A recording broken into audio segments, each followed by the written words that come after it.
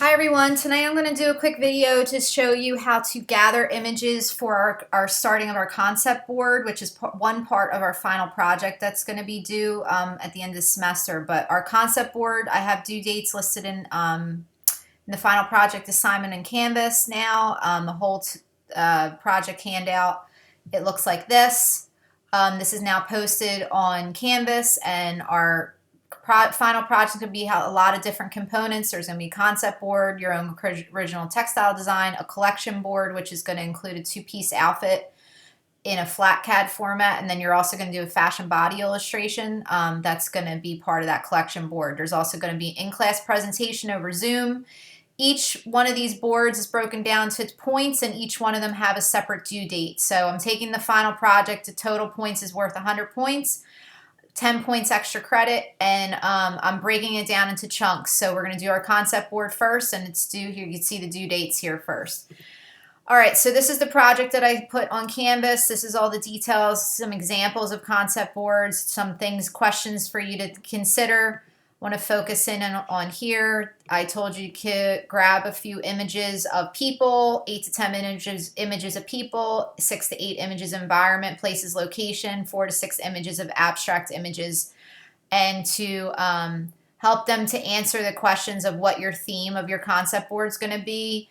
First, think about your seasonality. So what season am I designing for? Fall, winter, spring, summer? What gender am I designing for? Women, men, or unisex? What is the style of my collection? That's really important. This is your dream collection, guys. You're not designing for any brand. You're designing for your own brand, pretending that you're starting your own line. What is the look of your collection? So when you answer these questions, you start thinking of these things first. Then you start to collect these images based on these 3 categories. But they all should come from this inspiration of what is the style of the collection that you want to design. And then you can read all the details here about how we're going to lay everything out. But I'm going to quickly just show you how you grab images from the internet and paste them into an Illustrator artboard. So I want to just first show you, this is what I expect from you guys next week. I want you to have a collection of images of, for instance, this is my row of people with different style that I feel like is what I'm thinking of. So for this collection, I'm thinking of more bohemian style of like swimwear with maybe some cover-up details, but it's definitely more of a bohemian feminine look. So I pulled some images of style images of girls that I think that are wearing that style, and then I pulled some environmental and location images across here. So that's my row of images for environment. So it's really just landscape images, kind of setting the scene of the tone of where these girls are residing in. So they're hanging on the beach, or they're on a boat, or near a beach shack, or on a beach blanket, or anything like this. So I'm kind of setting the environment under a palm tree, on sunset. You know, all these different images kind of help to create an environment which some of these girls might hang out in this clothing, wearing these clothing in this environment. Then the third row of images you're going to put together is going to be images I call abstract. So it's things that don't necessarily include people and don't always necessarily have an environment set into it. It's just images of things. So more think of it as images of things. It could be like little accessory details, little abstract images here that might be things you might find on the beach. Accessory images, just pull a little collage of random things that you think that are things that tie back into your theme. So your first row of images is going to be people and style that convey your message of your collection. The second row of images are going to be environment and landscape, kind of setting the tone of where they're actually wearing these clothes to. Or maybe these are places they vacation to, places they live in, but just think about, where am I going to wear this collection of clothes I'm going to design? And that's the environment you want to set it in. So environment images together, and then a bunch of images of abstract images. And the goal is you're going to put them in these 3 categories: people, environment, abstract, and then we're going to start to pull some of those images into what you're going to make later on your artboard, which is a concept page, a concept board.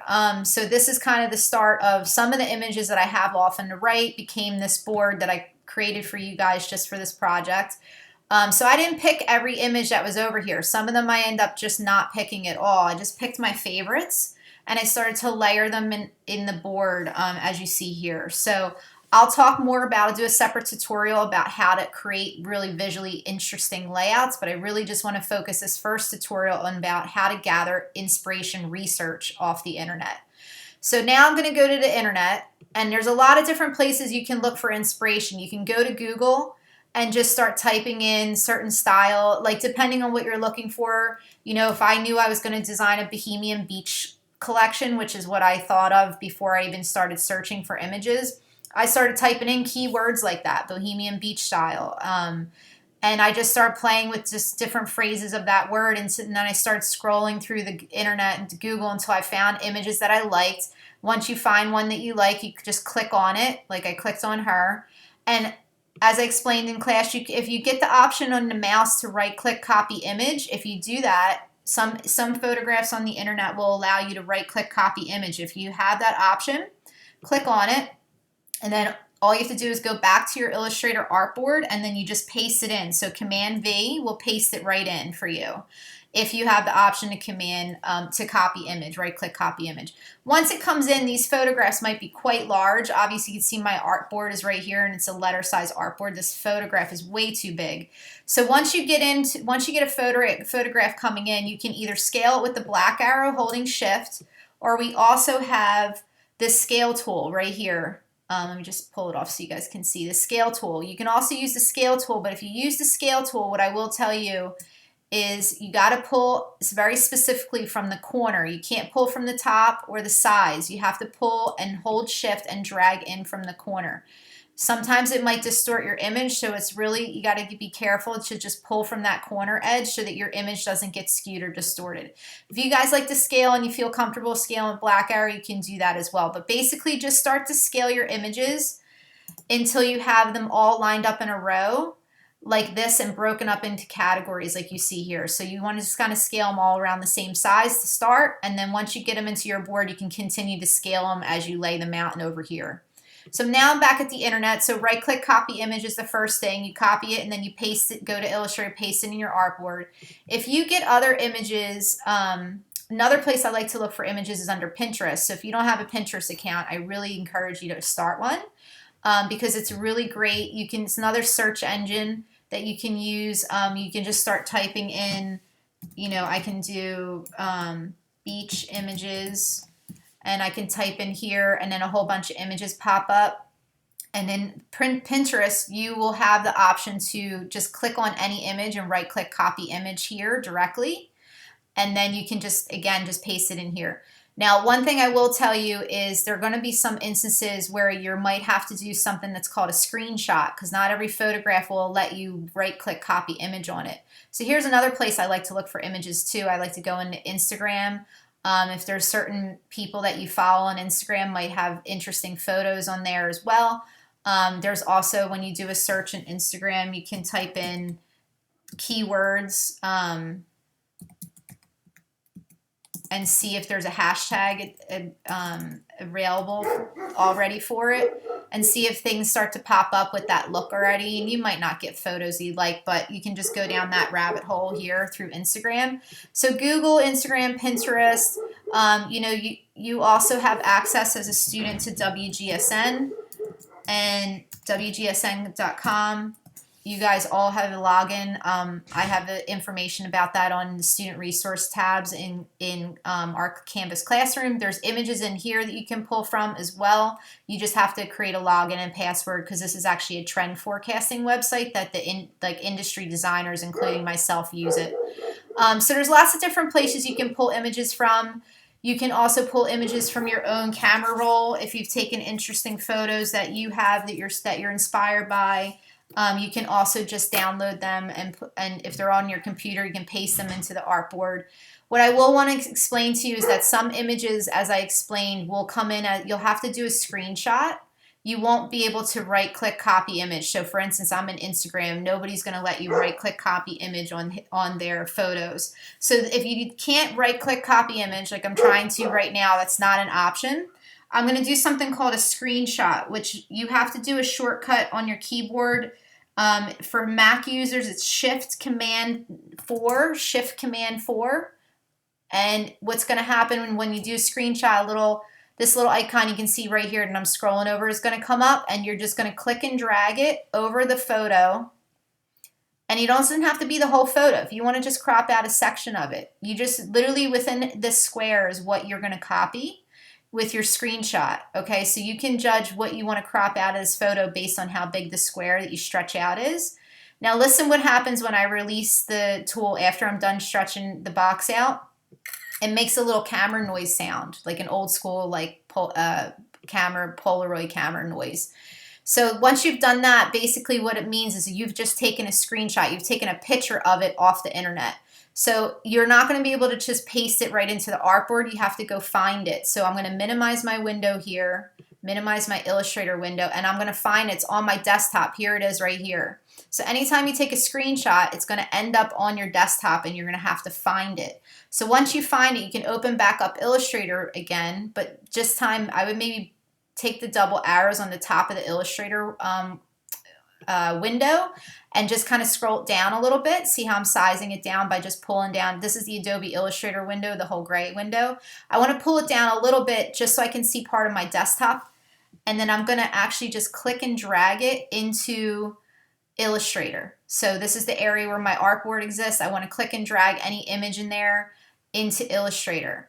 And basically what I wanted to explain to you is that if you see any of these images like that are called screenshots, if you see them come in with this big blue X in the middle, you have to do something. It's super important. You have to click on this word embed. And if you don't see this word embed on your toolbar in Illustrator, it's because you didn't click on window control and window application frame. Both of these need to be checked in order to see the word embed. So if you don't have that word showing up, you need to click on those two things, make sure they have a check mark on them. So if you see an X appear on your screenshot, you need to keep it selected and then hit the word embed and the X goes away. It's really important that you get rid of that X box. I call it an X box. Because if you save this file later and you keep that X box in there and you don't embed the photo, what's going to happen when you open it up later and you want to start working on your concept board, say you saved a bunch of images and they all had X boxes in them, and you saved your file and you said, I'm going to work on this concept board tomorrow. When you open up your file the next day, all those images that had the X box in it will disappear. So you don't want that. You don't want all that research that you did to go away. So you have to embed those photos. So I'll just do drag another one in here. This is another screenshot. Here's the X. I'm going to click embed, X goes away, and now I can scale it. As long as the X is gone, now I can put those images in the gray area around my artboard.